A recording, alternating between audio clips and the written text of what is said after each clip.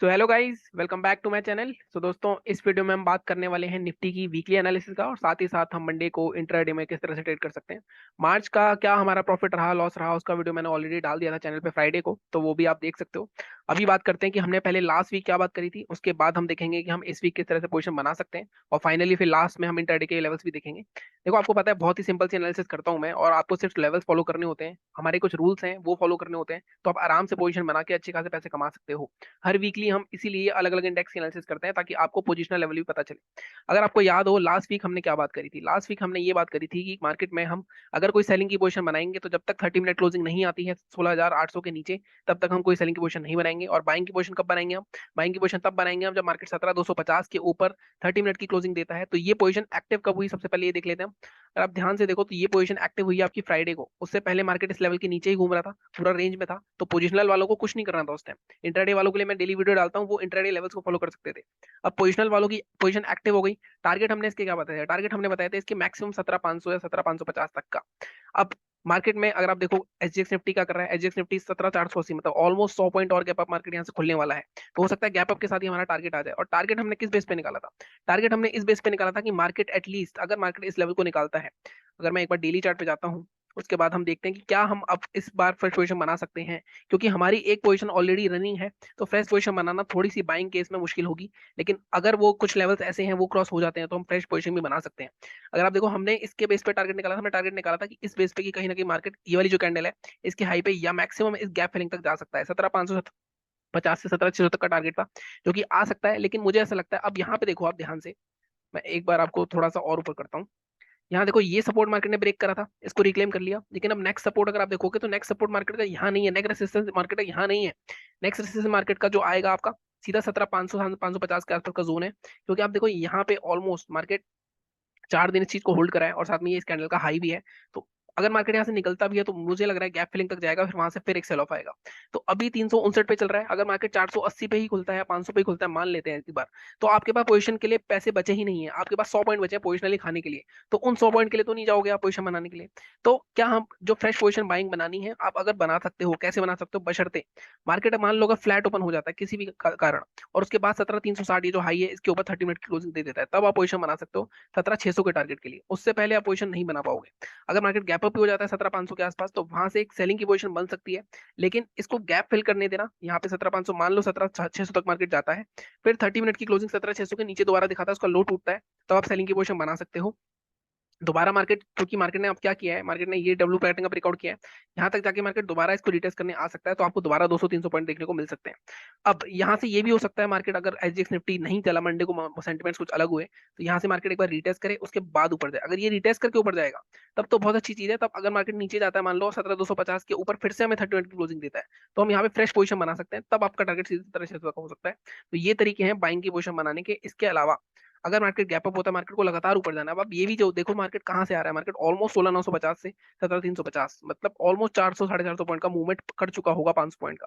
तो मुझे ऐसा लगता है मंडे को जो गैप अप है वो पहले सोल्ड ऑफ होगा, उसके बाद मार्केट ऊपर जाना चाहिए। तो ये लॉजिकल कंक्लूजन निकलता है।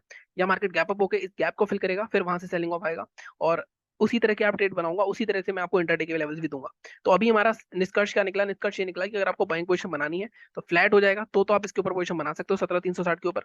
लेकिन आपको अगर फ्रेश बनानी है, मार्केट गैप अप हो गया 500-600, तो जब तक मार्केट 17,650 जब भी इस वीक, मुझे नहीं लगता वैसे इस वीक जाएगा 17,650 के ऊपर, जब तक मार्केट क्लोजिंग नहीं देता है, तब तक आप कोई फ्रेश पोजीशन नहीं बनाओगे। आपके टारगेट्स अगर 17,650 के ऊपर भी निकलता है, तो आपके टारगेट्स यहाँ तक रह सकते हैं 17,800 तक के। तो ये मार्केट में 300-400 पॉइंट का मूवमेंट का मेरे को नहीं लग रहा, क्योंकि ऑलरेडी मार्केट 450 पॉइंट का मूवमेंट कर चुका होगा 500 पॉइंट का। तो एक डिप जरूर आना चाहिए। डिप अगर 17,250 तक मिल जाता है हमें, तो हमारे लिए ज्यादा बेटर रहेगा, क्योंकि 17,250 से फिर मार्केट ऊपर चला जाएगा। लेकिन अगर वो डिप नहीं मिलता है, यहीं से मार्केट निकलता है, तो 17,600 से रिवर्सल ट्रेड के लिए देख सकते हैं हम यहाँ पे 17,600 के आसपास। जैसे मैंने बताया, अगर मान लो 30 मिनट की कोई कैंडल ऊपर जाके क्लोज कर देती है नीचे, या कोई शूटिंग स्टार बनती है, उसके लो के नीचे पोजीशन बना सकते हो, तो 200-300 पॉइंट आपको वहां से मिल सकते हैं फिर से। ठीक है। अगर मान लो मार्केट गैप अप नहीं होता है, मान लो कुछ सेंटीमेंट चेंज हो जाते हैं, एक नीचे भी गैप छोड़ा क्योंकि मार्केट ने, अगर मार्केट गैप फिल करने आएगा, देखो जब तक मार्केट आप दोबारा से 17,100 ये वाला जो लेवल है 17,200 का जोन, इसके नीचे 30 मिनट की क्लोजिंग करके नीचे सस्टेन नहीं करता, तब तक हम पोजीशन नहीं बनाएंगे सेलिंग की। सेलिंग तभी बनेगी, और सेलिंग का फिर से हमारा दोबारा टारगेट 16,950 तक का रह सकता है।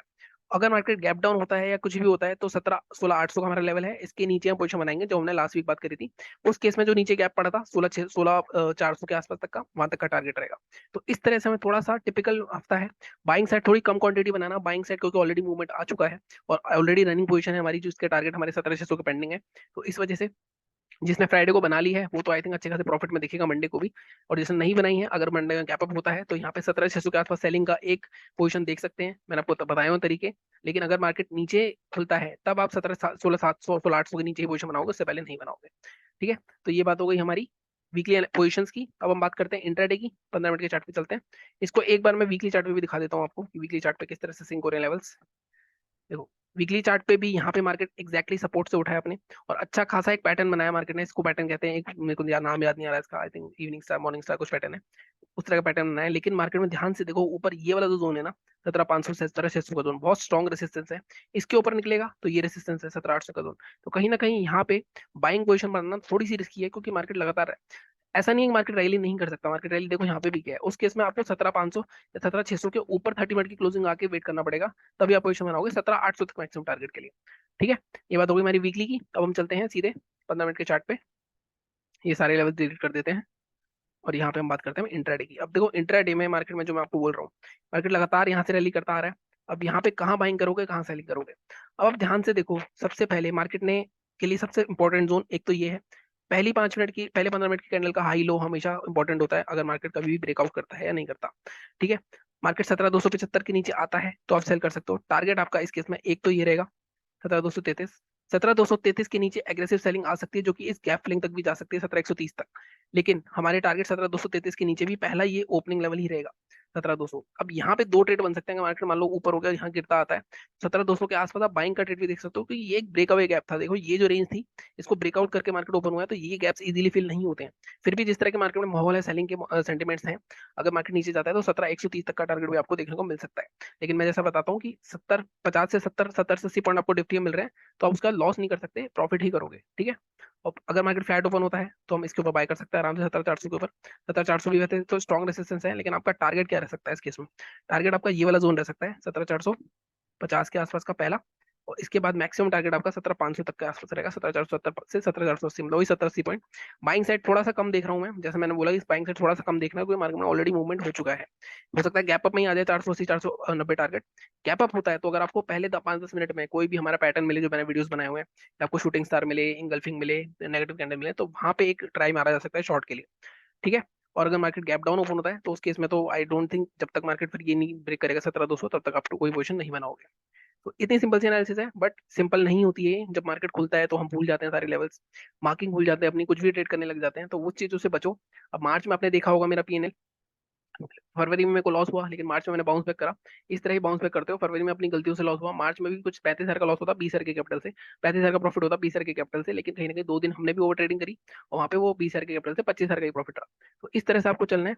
बाकी चैनल को इसी तरह सपोर्ट करते रहो, लाइक करो, शेयर करो, सब्सक्राइब करो। Thank you so much.